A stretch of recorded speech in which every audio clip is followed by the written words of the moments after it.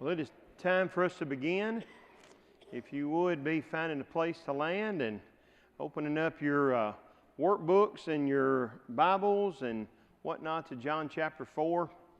And we are ready to begin with that chapter this evening. And we're going to shift the scene a little bit as Jesus is traveling. Of course, last week we were down in Murray City holding a gospel meeting down there, and that went well. And I appreciate Carver filling in for me and listened to his class this past week, and I thought he did an outstanding job. But we're going to start looking at John chapter 4. I'm not sure how far we'll get into John chapter 4 tonight, but I will have, at the end of it, I've got an assignment for you that I want you to work on. But we'll get started at least with it. Somebody asked earlier, were we going to get through the woman at the well? And I said, well, 45 verses in 45 minutes is a tall task, so I don't know if we'll get that far, but we'll get at least part of what's going on with the woman at the well here. Before we get started, though, just a reminder, as we're thinking about John, what is the purpose of John? What's the two verses that you have to remember?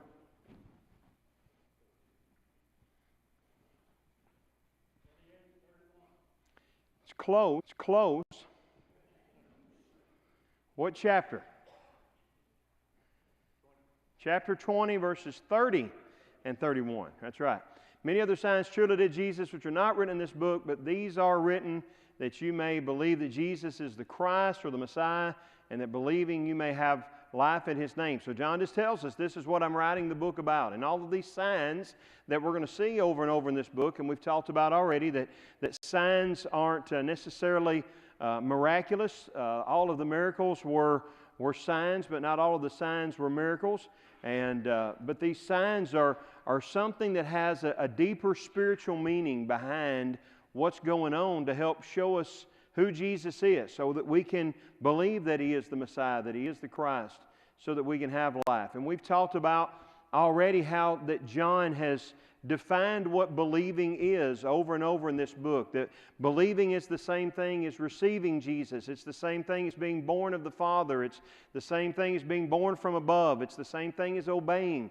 It's the same thing as being born of the water and the Spirit. All of these different ways that he's talked about what believing is. It's not just accepting the fact of who He is, but it's being willing to follow Him. And everyone that we've seen so far in John, when they figure out who Jesus is, it changes their life. Now, some of those people, of course, the Jews, and in John, the Jews are the people that are opposed to Jesus, but the Jews, it changed their life and that they want to bring Him down.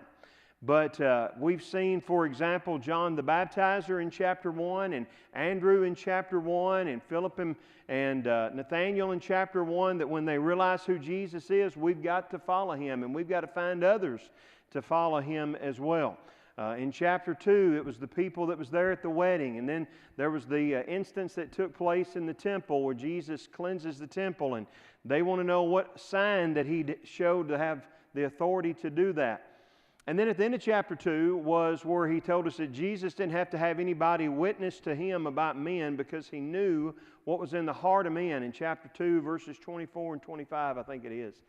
And as we've been going through now chapter 3 and into chapter 4, those two verses are being played out in the fact that when Nicodemus comes to Jesus, he didn't have to tell Jesus what he was looking for, what he wanted. Jesus got right to the point. Now, let's talk about what you need. You need to be thinking about things from above. Be spiritually reborn.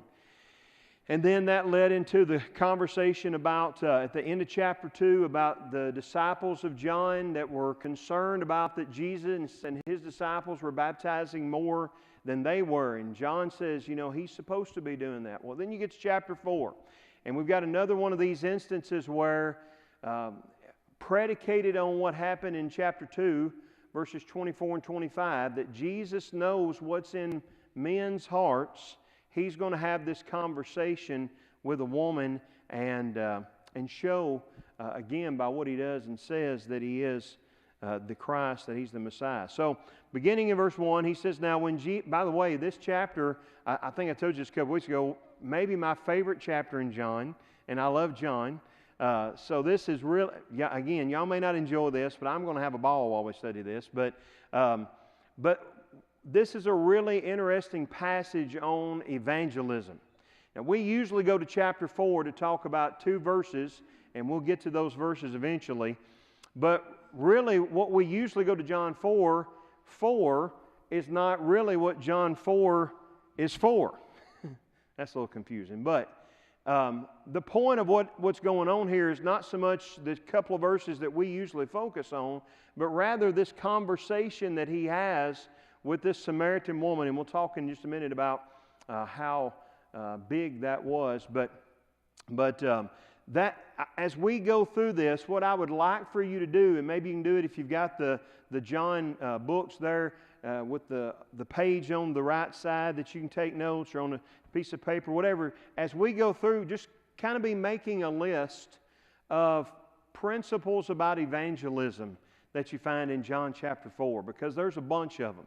And we'll talk about that when we get to the end of our conversation about Jesus and the woman of Samaria. So, verse 1 of chapter 4, when Jesus learned that the Pharisees had heard that Jesus was making and baptizing more disciples than John, although Jesus himself did not baptize, but only his disciples, he left Judea and departed again for Galilee. So, we've already again talked about at the end of chapter 3, this idea of John's disciples being concerned about the fact that Jesus and his disciples are drawing more disciples, baptizing more people than they are. John wasn't worried about that because John wanted to point people to Jesus. But now you've got the Jews are becoming aware of what Jesus is doing. Now, the Jews were already concerned about the John the Baptist movement, right? You remember in chapter 1, they came to him and asked him who he was. Why are you baptizing? Who do you think you are to be out here doing this? They were concerned because he was baptizing so many people. There were so many people beginning to follow him, and they were concerned about that. Well, now here comes Jesus, and there's this second big movement. Now, we understand this is the same movement, right? John is pointing people to Jesus, and Jesus is trying to show people, teach people that he is and that they need to follow him. But the Jews would have seen this as 2 separate movements. So we've got enough problems now with John the Baptist. You remember they asked him, was he the prophet? Was he the Messiah? Was he Elijah? They're afraid of what the people might think about him and how many followers he's getting. Now we've got Jesus coming along, this teacher that is drawing more people than even John was. We've got all kinds of troubles now. We got to do something about all this and figure out what's going on. So when the pressure gets put on, Jesus begins to travel. And so he left Judea and he parts for Galilee. So he's heading north. And then the next verse is very interesting. In verse 4 it says, and he had to pass through Samaria. Now, Judea is in the south, and Galilee is in the north, and in between them is Samaria. And so you would think, of course, that makes sense, that he had to go through Samaria. If you're going from Mississippi to Kentucky, you've got to go through Tennessee to get there, right? Because it's in the middle of where I am and where I want to go. But I got a question mark here about had to go, because as far as travel plans, he didn't really have to go through Samaria. In fact, what most Jews did in that day and time is they would travel north until they got to the Judea, Samaria. In fact, I think I put a map over here somewhere. There it is. People would take, you can see there's Galilee up here in the north. Down here is Judea. Can y'all see that? And what they would do is they would get to this border of the brown and the light blue color there, and they'd come over here to the Jordan River, which is this blue line running up and down through here. They'd cross the Jordan River and go north until they got past Samaria, and then they'd come back over into Galilee, because they didn't want to set a foot in Samaria. Now, you might be asking yourself, why is it that they didn't want to set foot in Samaria? And the problem is a problem that now 2,000 years later we're still dealing with. It was racism. They didn't like the Samaritans simply because of who they were. The Samaritans were a group of people that whenever the Assyrians and the Babylonians, when they would conquer a land, they would take the very best of the people that was in that land out and bring them home with them. So you think about like Daniel and Shadrach, Meshach, and Abednego, and the descriptions of the kind of young men that they were, how smart, intelligent they were. So if you were someone who had a particular level of education, if you were someone who had a particular talent or a trade that would be useful for them, they would carry you back home. And then they would leave the ones who were basically just day laborers, people that were just workers, that really didn't offer them any special services back home. And to replenish the population in an area, they would bring in people from other lands that they had conquered and bring them in. And the Samaritans were a mongrel race of people that had been different nations that had been together and married amongst themselves for a while, and then they bring them into this area, and they begin to, some of them married some of the Jews that were left there, and so you've got this, as badly as the Jewish people, the disdain that they had for Gentiles, people that were not Jews, the people that were the Samaritans, they disliked even more because of the fact of their interracial marriages that they had and what they represented, an invasion of the Promised Land as they would look at it. Well, whenever the Jews got to come back home after captivity, one of the things that you read about in Nehemiah is that the Samaritans, who by this time had given up worshiping pagan gods and had started adapting worshiping the one true and living God. And so the Jews get back to the Promised Land, and the first thing you've got Ezra and Nehemiah leading these groups of people in, and they're going to rebuild the walls and they're going to rebuild the temple. And the Samaritans come along and they say, we'll be glad to help you rebuild the temple because we serve that same God. And guess how that went over with the Jews? About like a pork chop in the temple. They did not like that because they were unclean in their sight. So we don't want you having anything to do with building our temple. Well, if you tell somebody you can't help me build a building to worship a God that we both worship because of your race, guess how the Samaritans took that? Yeah, they built their own. They hated the Jews. They go back and they build their own on this mountain that we'll talk about in just a minute, but they build their own temple. Now, one of the differences in the Samaritans and the Jews is the Samaritans only believed that the Pentateuch came from God, the first 5 books of the Old Testament. So whenever you would go into a synagogue or whatever, there would be an open area where they would worship, and then back behind where the teaching seat would be, where the rabbi would get up and read, there would be a little room back there that only the rabbis could go in, and they'd have a little box back there that would have all of these different scrolls. And they'd have, an Isaiah scroll and a Genesis scroll and a whatever. But when you were in Samaria, you'd go to their synagogues, they'd only have 5 scrolls in theirs because just those 5 books. So that was another reason why the Jews didn't like them.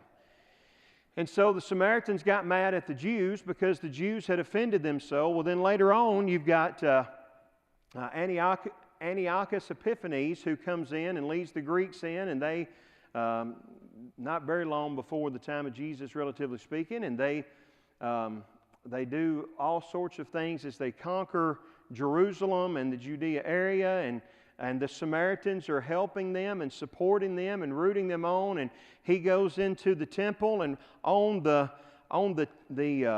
altar there at the temple, he sacrifices a pig to their pagan gods. So you're worshiping pagan gods in the temple of the Lord, and an unclean animal is what you're offering on the, I mean, so guess what the Jews thought about that? Well, they were, hated him for that. And the Samaritans liked the fact that they had, the Greeks had done that to the Jews so much that they then honored them by their temple that they had. They christened it, I guess you would say, in honor of Zeus. So, you've got as bad of things as you could think about doing to each other, that's what they're doing to each other. And the longer that goes on, generation after generation, it was as ugly a situation as you could think of how badly they hated each other just simply because of the race that they had. And so, again, verse 4 here is very interesting to me because he says Jesus had to pass through Samaria, but almost every Jew that would have traveled north would have said, I don't have to travel through there. But Jesus did. Now, the reason Jesus had to wasn't so much because of travel arrangements, though, as much as he had to because of the moment that we're going to talk about. So he came to a town of Samaria called Sychar, near the field that Jacob had given to his son Joseph. Jacob's well was there, so Jesus, wearied as he was from his journey, was sitting beside the well. It was about the 6th hour. So a couple of things here. They've been traveling. They get near this village of Sychar, and I think it's on the map actually here that I had. Where did that map go? If you look, right here, kind of in the middle of Samaria is where this village Sychar is, and it fit. That's where they think that it was, and it's very near where a long line of history would say that was near where Jacob's well was. So it all fits. But they've been traveling. They get to this point where they need food and they need something to drink. So the disciples go into town, into the village. Now imagine what the reaction was when Jesus said, I want you to go into the Samaritan village and buy food from Samaritans. They said, okay, you want cheese with that or what? So they're probably already discussed it. They've gone into town. Jesus is outside sitting at this well, and he's thirsty. It's hot. It's the middle of the day. They're traveling. Why would it be important for us to know that Jesus, when he travels, gets hungry and thirsty and tired? He's a human. He's a man. Whenever you travel, what do you get? Tired and hungry and thirsty, right? And so we have to make stops. Well, I can tell you the very best, every place you want to stop between here and Denver, we traveled that road so many times because we know the good places to eat and the good places to get coffee. Can't just stop anywhere and get good coffee. You got to test it out a little bit. I can tell you the places to get coffee. I can tell you the hotels you want to stop and stay at. I can tell you a few you don't want to stop and stay at. But when we travel, we get hungry, we get tired, we get thirsty. Jesus got hungry, tired, and thirsty because he's a human. That's important because when we get to the end of this book, when Jesus goes through what he goes through, he's going to feel that pain. He's going to hurt, and he's going to be thirsty again. And he's going to endure things that would hurt us just like it would any other human being. And so one of the things John does, not only in the Gospels, but especially when you get to his epistles, is he talks about the physical side of Jesus. That, yes, he's God, but he's also man. The other thing that's important is what time of day is it that they've stopped here at this well? It's noon, the 6th hour. That's important. You might write Genesis chapter 24 and verse 11 beside that verse, because in Genesis chapter 24 and verse 11, it tells us that in the evening was the normal time of day for women to go get water. Right before they would prepare the evening meal, and they would have to wash up after working all day out in the fields or wherever they were at. They would need some fresh water. So in the evenings, they would go and get water, the ladies would. And you can imagine, you've seen probably, if you've been to third world countries or whatever, maybe you've seen this a lot, but you've seen it probably on movies or documentaries or whatever, with a woman having a big pot on top of her head and how they balance that up there, you know, with all of that weight on there. But imagine if every time you needed water, and ladies, think about how much water you need in a daily amount of time between washing and cooking and cleaning and all of the different things you have to do. Imagine if you couldn't just turn on a faucet, but you had to walk outside of town a good distance to a well. And when we think well, we think usually of like the stones you let down the rope with the bucket. The word for well here is a word that means like a spring or an artesian well or something of that nature. And what they would typically do is dig down, so they would find a spring underground. And those of you that have been to Israel, you've probably been down in some of those wells where they built a staircase down to it. And so you'd walk the stairs all the way down, and you'd get the water, and then you put it on your head and walk all the way back up. And then when you got home, your 4-year-old would knock it over, and then what'd you have to do? Go all the way back, you know. So it's a daily process, and it's a tough thing to do. But in the evening is normally when that was done.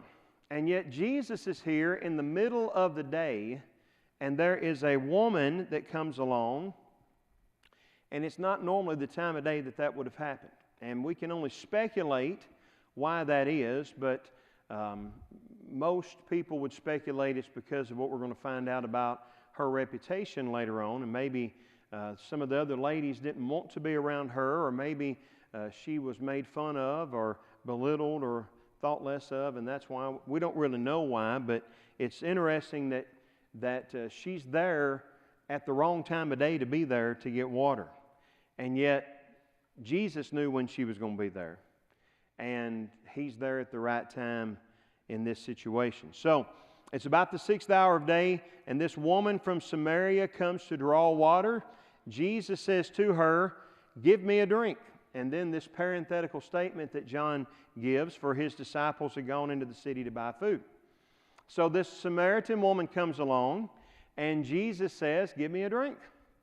And that sounds very maybe rude to somebody you don't know, just to demand, "Give me a drink." But it wasn't, it's not really worded that harshly as what it might seem to us. But it's pretty unusual for this to happen. Why would it be unusual for Jesus to ask this woman for some water? We've already talked about this racial divide that they had. He's a Jew and she's a Samaritan. And John's going to explain that here in a couple more verses about how shocked she is because of that reason. Why else would it be unusual for him to ask her for a drink? He's a man and she's a woman. And, you know, unless it was your wife, you didn't have conversations with women, especially if it was not someone that you even knew. Why else would it be unusual? Well, she's there at noon, and that may have been, again, a tip-off of what was going on. But another thing, Jesus was considered a rabbi. He's a teacher. And especially rabbis or teachers wouldn't be talking to someone like this, a woman, a Samaritan. So you've got all of these normal obstacles between this conversation even happening that Jesus just steps right over. And He's there alone with her because His disciples had gone into town to buy food. And so the Samaritan woman said to Him, "How is it that you, a Jew, ask for a drink from me, a woman of Samaria?" And then another parenthetical statement from John, "For Jews have no dealings with Samaritans." And I've got a couple of passages there. 2 Kings 17 and Nehemiah 4 tells you a little bit about that history between the Samaritans and the Jews that we talked about a little earlier. So Jesus says, "Give me a drink," and she says, "What are you doing talking to me?" She's shocked that this Jew would talk to her, a Samaritan woman. And if he was going to talk to her, I expect that maybe she'd heard Jews talk to Samaritans before, but it probably wasn't with any pleasantries like this. Scotty?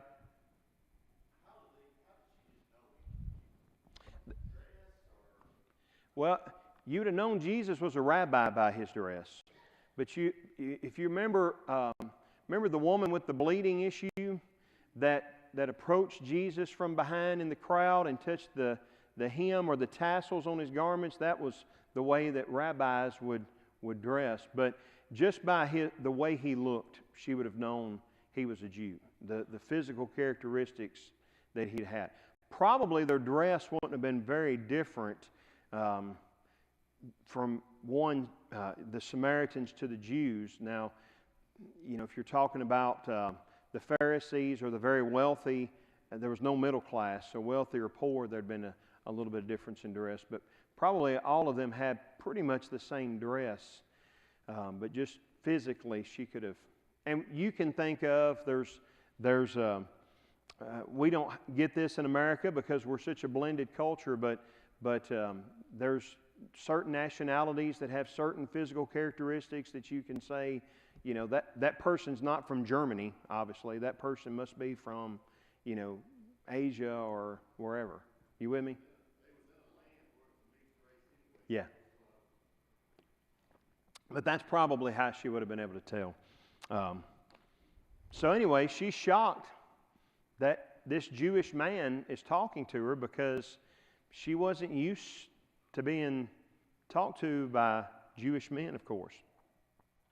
And so Jesus answers her, "If you knew the gift of God and who it is that's saying to you, 'Give me a drink,' you would have asked him, and he would have given you living water." So Jesus says, if you knew who you were talking to, you would not be letting me ask you for water. You'd be asking me for water. And the water here is the word for water here, that living water is like flowing water. So water that would have been coming out of this kind of well, this artesian well. In other words, it came from this kind of water would have been the water you'd have had in a river or a stream or a spring or something like that. Not the kind of, you remember in the old westerns, they'd be coming along in the desert and there'd be some water there and they'd all run to it thinking they could drink it, and inevitably there'd be the one tree had a skull of a longhorn steer, nailed to it or something, and well, this stagnant water here is not clean to drink out. So you wanted living water, you wanted flowing water or fresh water. So that's where they're at, is a place where that kind of water is found. And he said, if you knew who I was, then you'd be asking me for some of this living water. Now the problem is just like when we talked about being born from above, Cornelius is thinking about, Nicodemus was thinking about physical birth, not spiritual birth. And that's one of the problems that you're going to see over and over, that Jesus is trying to talk about spiritual things. He's wanting you to think about being born from above. Think about things from a heavenly perspective, a spiritual perspective. And she's still thinking about physical things. Okay? So her response is, "Sir, the woman said to him, 'Sir, you have nothing to draw water with, and the well is deep. Where do you get that living water? Are you greater than our father Jacob? So why would I ask you for water? You got to go down there with some kind of container to get water, and you don't have a container. She's got a container. We'll find that out later on in this chapter. Why would I ask you for water when you don't have a container? I just saw Daddy take a water bottle and put to his mouth. I've not seen Danny do that. So I wouldn't ask Danny for water, but I might ask Daddy for water, which is ironic because sometimes when I tell Siri, call Daddy, she calls Danny. I don't know why. She can't. I can see a clear difference in the two of y'all, but she can't. Why would you ask somebody for water that doesn't have a container for water? That doesn't make any sense. But she's thinking physical instead of spiritual. Where do you get that living water? I love it when John includes these questions, because he's wanting us, I think, to ask that question for ourselves. Is Jesus greater than Jacob? Does she know that? No. So she asked this question like, who do you think you are? Do you think you're greater than Jacob? Jacob had to dig a well to get water. You think you can just make water appear? You think you're greater than Jacob? And if I was Jesus, I would go, well, yeah, But he doesn't do that. He wants her to see that. So she's probably a little bit irritated with him at this point. I just want to get water. This is a chore that I don't like doing. I got to do it all the time. I'm having to do it in the middle of the day when it's hot. And I've got this Jewish man who shouldn't even be talking to me that's aggravating me about I ought to be asking him for water when he's the one that's needing water. She said, talking about Jacob, he gave us the well and drank from it himself, as did his sons and his livestock. And then I've got a red box around it. You can see verses 13 and 14. Remember, we talked about how that all of these signs have like a punchline or a pithy statement that kind of emphasizes what the entire conversation or miracle or whatever it is really all about. Well, here's the punchline for this chapter. Verse 13 and 14, Jesus said to her, everyone who drinks of this water will be thirsty again, but whoever drinks of the water that I will give him will never be thirsty again. The water that I give him will become in him a spring of water welling up to eternal life. So Jesus says, we're talking about two different kinds of water here. You're talking about water, remember we've talked about this with light.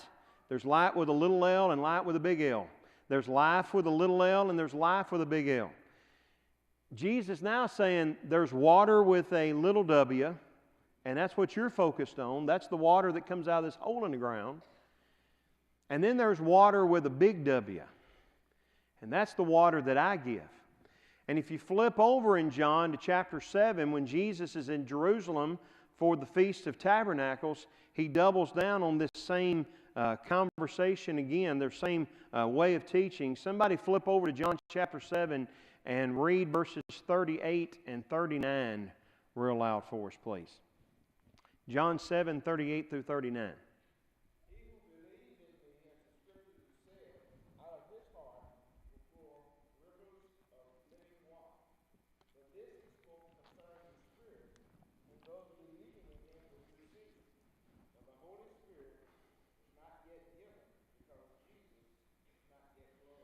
See, all this points back to, you can go to Jeremiah and you can go to Isaiah and different places in the Old Testament where this analogy of living water is used over and over again for understanding or insight that we get from God. And that's what Jesus is here for. I'm here so that you can learn about the Father. I'm here so that you can learn about what it is that He wants for you. I'm here so that you can learn what it means to be a follower of Him.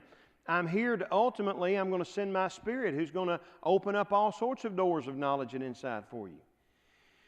That's the living. We're talking about water with a big W, not water with a little w. We're not talking about the water that comes out of the hole in the ground. We're talking about the living water that comes from God.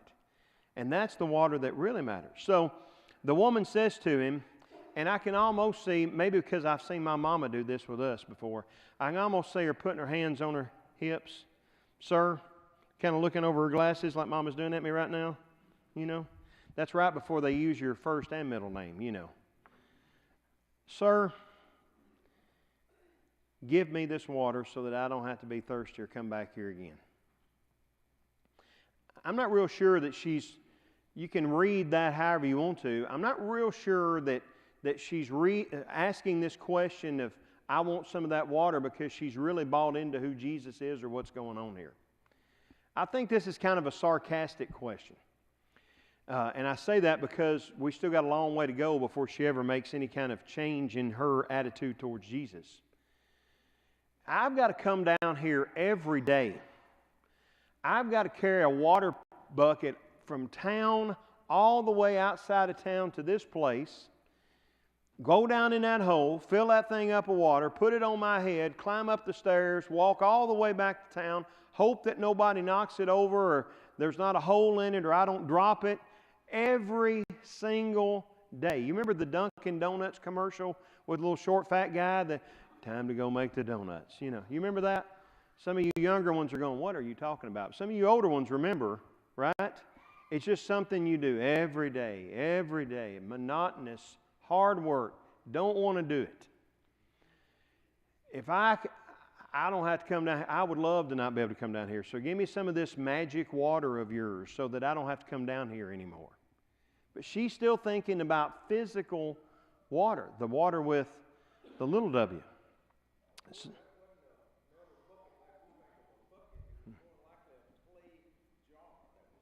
Yeah, the jar itself was probably pretty heavy.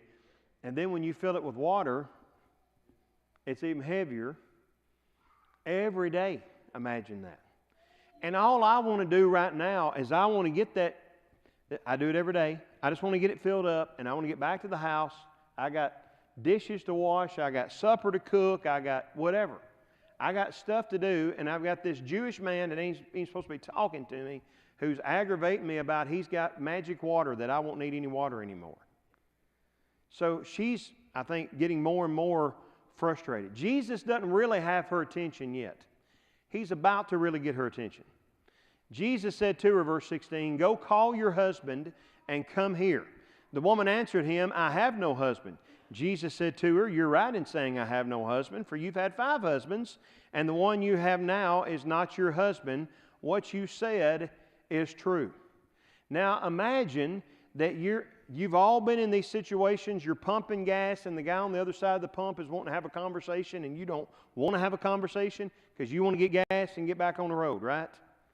Or you sit down next to somebody on an airplane, and you just want to get to where you're going and maybe take a nap, and they want to talk about their life story, or whatever it is. You've got a waitress that. She comes up and says, "Hey, how are you doing?" Jared gets mad at me when we go out to eat because I stop and talk to everybody that's in the restaurant, and he'll say, "Will you come over here and sit down so we can just order our food?" It's frustrating when you're trying to get something done and everybody just wanting to talk about stuff that don't even matter. And that's what's going on here. And then all of a sudden they smack you down, this person you've never met, and said, "Let me tell you every little detail about your married adult life." And you'd say, what? Who are you? How'd you know that? Where'd you get that information from? Are you on the black web, or the dark web is what we would say right now. But how did you know all that? Now he's got her attention. Jesus said, "You're right. You don't have a husband. You've had 5 husbands, and the man you're living with now is not your husband." Now, there's lots of speculation. The text doesn't really tell us what exactly has gone on. It could be that her husbands have left her. It could be that she's cheated on everyone. It could be that they've all died. We talked about this past Sunday in the Middler's class, and I'm assuming most of y'all talked about it as well, the question that the Sadducees asked Jesus about the woman who had a husband and died, and she went through. If your brother's 7, you'd probably think, "I need to join the Navy and get out of town," right? It's hazardous to be married. Well, maybe that's why he didn't want to marry her, is because all 5 had died, and he's thinking, "I'm not sure that's a safe situation to be in." But whatever it is, she's living with a man that's not her husband, and for sure that situation is not acceptable to God. So what you've said is right. The man you're living with is not your husband. For whatever reason that is the case, you're not in a right situation. What you've said is true. Now notice what she says. The woman said to him, "Sir, I perceive that you are a prophet." He got her attention now, right?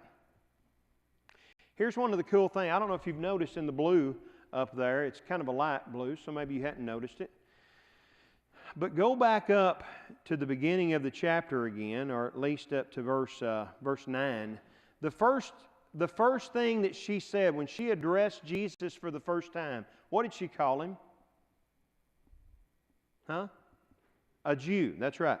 He's just a random Jew, and we don't like the Jews. Okay? Now, drop down to verse 11, and what does she call him? Sir. She's trying to be a little polite, like we would do with the guy on the other side of the gas pump. Yeah, have a good day, I got to go, She's at least trying to be polite with him now. Drop on down to verse 15. What does she call him? Sir. She's still trying to be polite. I'm not buying what you're saying, but I'm just trying to get rid of you so I can get about my work that I need to be doing. Then drop down to the verse we just read, verse 19. What does she call him? She calls him sir, but then what does she call him? Prophet. What's really interesting, is, and you should do this in your Bible, is circle the names that she calls Jesus and see how her attitude toward him changes. He goes from being just a Jew to sir, to sir, to sir, to a prophet. And here in a minute she's going to say, I know Messiah's coming. Could this be the Messiah? And then she's going to go to the village and she's going to say, you need to come see the guy who told me everything about my entire life. He's probably the Christ. And what changed her way that she looked at Jesus was she spent time with Jesus. And the more time she spent with Jesus, and the more she listened to what Jesus had to say, the more her mind, her attitude about Jesus changed.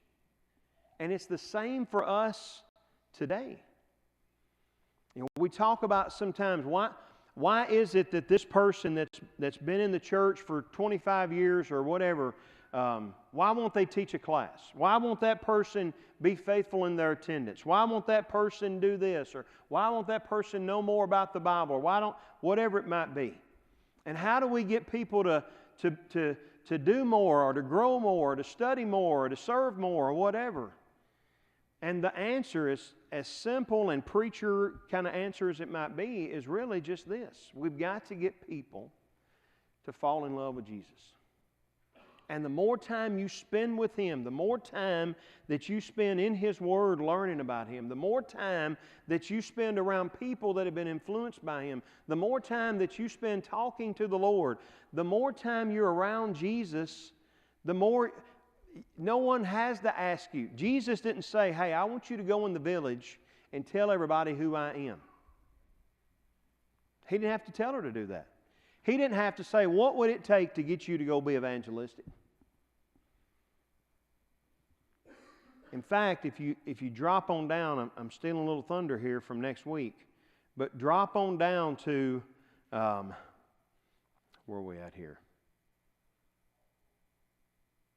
Look at verse, here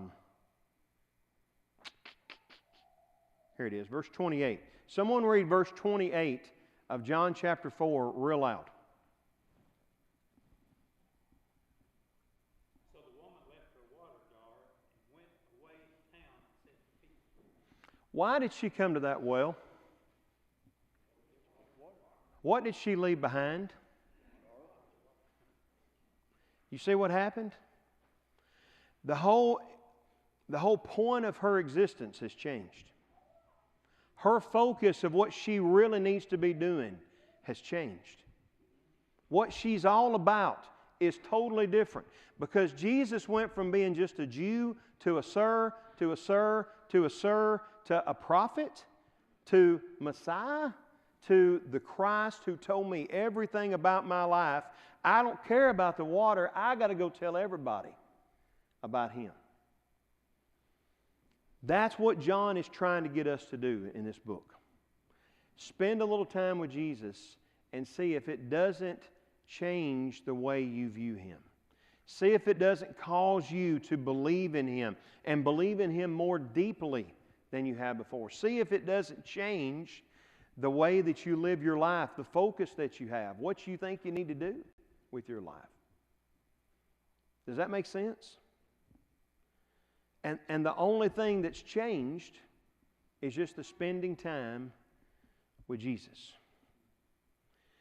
There was he was actually from Denver, but a student at Bear Valley that one day we were talking, and he said, whenever there was 3 days a week, he had me twice for 2 different classes.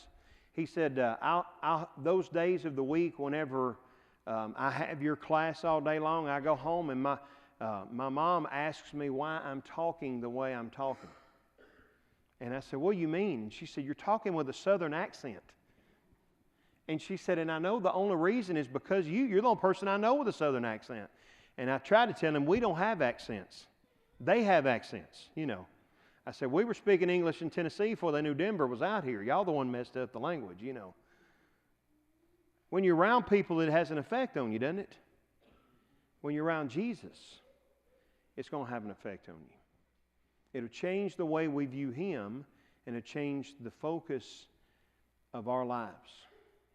So, mark verse 21, and we'll start there next week. But again, your homework, your assignment, is to continue. Start back at the very beginning of this conversation and go from verse 1 down to, I think it's verse 45-ish is where this particular account ends, and write down different principles about evangelism that you see, and we'll talk about that next week. Johnny?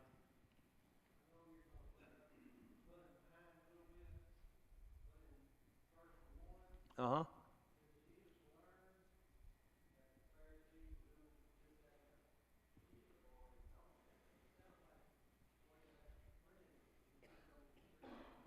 Yeah. Yeah. Like he was listening to a scanner and said, uh-oh, they're looking for me, right? Yeah. Yeah, and that's the idea behind that word, actually. That's one of our know words. So it's really when Jesus knew, when it was the time that they were, that's when He did that. It's not, huh? Yeah, when it became that point and He knew now is the time that they're starting to do that is when it, yeah. It's not, Johnny's question was, and first of all, he said, you might think I'm a little behind. If you're in verse 1, you are a little behind. But no, the way that the translation there makes it sound, it's like Jesus got some insider information or was listening to the scanner, and that's not it. It's really one of those no words, and this is just the idea that now Jesus knew this was the time in which they were after Him. All right, start in verse 21 and come up with your list of evangelism principles, and we'll talk about that next week. Before we're dismissed, George is going to lead us in our closing prayer here in just a minute, but before he does, with just a few announcements that we have to make you aware of. Cassie Wright is at home sick with the flu, and there's still a lot of that going around with a lot of people, but that's where the Wrights are this evening. Walter McAllister's gone to the nursing home in Clinton, Kentucky. They're not sure exactly how long he'll be there, but keep the McAllisters in your prayers.